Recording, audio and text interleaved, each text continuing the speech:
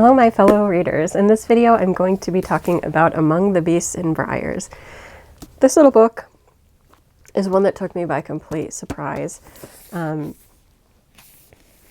wasn't expecting that much. I was intrigued by the book because I think in the description it was described as like a modern fairy tale. And I'm up for that. And I really liked the cover. There's this cute little fox on the cover, and I like foxes. Really, the cover's pretty great. There's the pieces, but they're all like made up of petals. I don't know if you can see that, but like everything is, and that it ties into the narrative and the characters, and I'll get into that.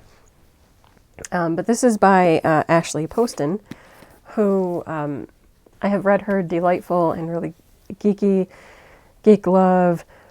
Perfect for those of us who are a bit nerdy and into cons. I've read her YA contemporary series, Once Upon a Con, which there's 3 books all set in the same like universe and world, and characters appear here and there, but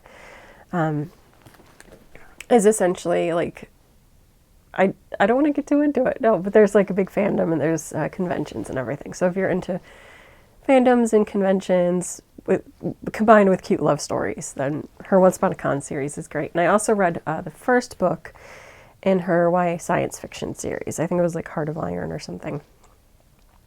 But didn't realize that she wrote this one because I had seen this cover in a couple of places.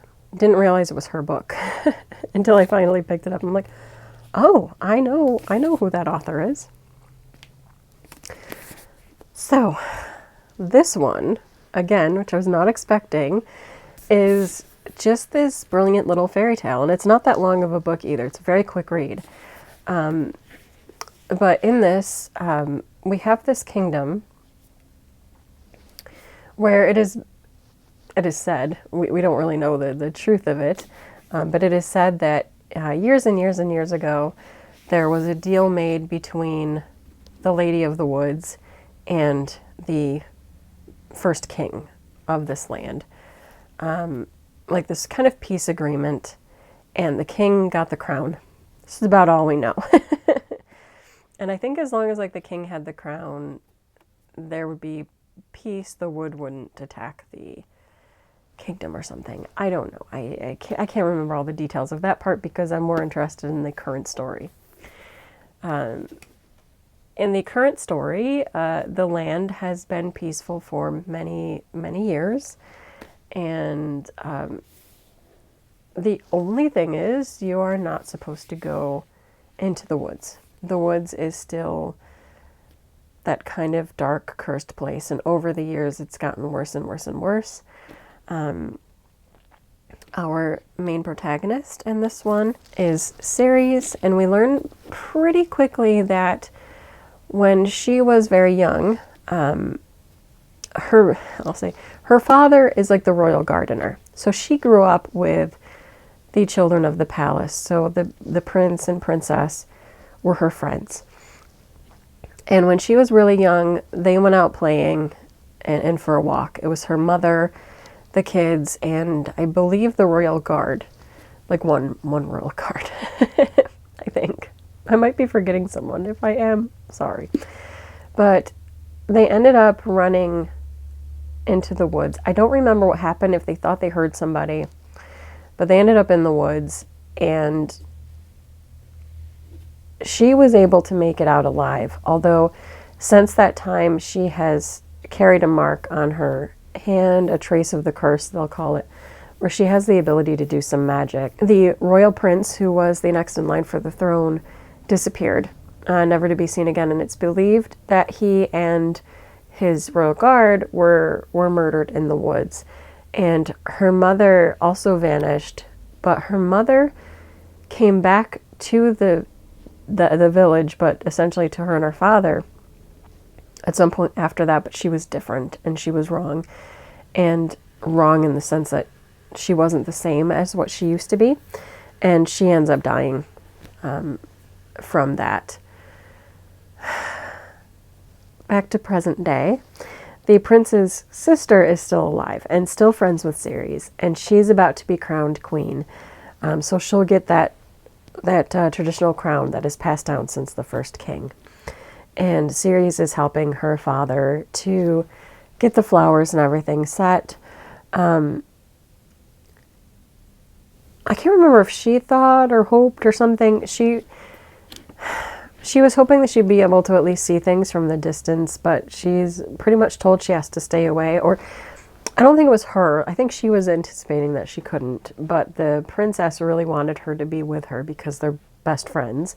But somebody tells her that she can't. She does sort of sneak into the background. I don't remember all the details about what happened. But essentially, as she's watching over the festivities of what's happening, the celebration is interrupted by this creature from the woods. And suddenly, like, chaos ensues. And, yeah, it's bad. So, like, suddenly there's, like, these seeds that possess the people that it touches and turns them into monsters, including the new queen, who just before she transforms, gives Ceres the crown and tells her to keep it safe and keep it away from the creatures. Because I think that's what they said, their main representative said, was wanted, was the crown. So Ceres flees. She does have some help with her. Introduced earlier on in the book is the adorable fox, who's slightly different from a normal fox. But the fox is with her and trying to protect her and keep her safe. They flee away from all these monsters who begin pursuing her because they all want to capture that crown and they know that she has it, so she's just fleeing for her life. So then the main story becomes, 1, trying to stay safe and alive. 2, is there a way to rescue these people who have been transformed, including the new queen, and her father has also been taken by the seeds. Is there a way to save them? 2, what is the actual truth behind the crown and the story of how the king got the crown, and just 5, how to proceed from there. There is also more to the fox than meets the eye, and very quickly that becomes apparent when he tries to save her and he transforms into a person. And he's not necessarily happy about being a person because he can't smell and sense things the same way that he could as a fox. But it's super cute. I loved that portion of the story. You will definitely just try to start working out like what's going on and what the curse is and what's with the woods. And what should be done. Yeah, it was just good. I just loved following the narrative.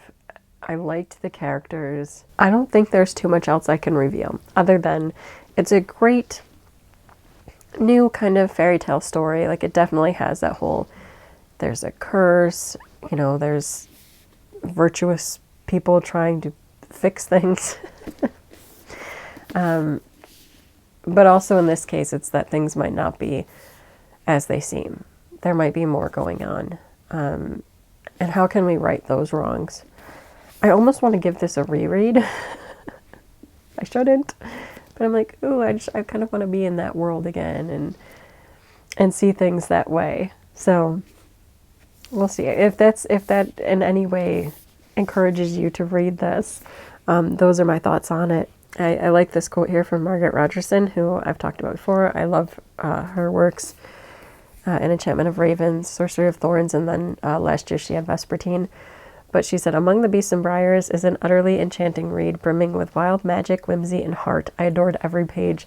And that's really how I felt about this. Like, I did not want to stop being in that world and invested in that story. Like, I was done with it before I even realized it. It was just so engrossing. So I would highly recommend Among the Beasts and the Briars. That's it for this video. Until next time, bye.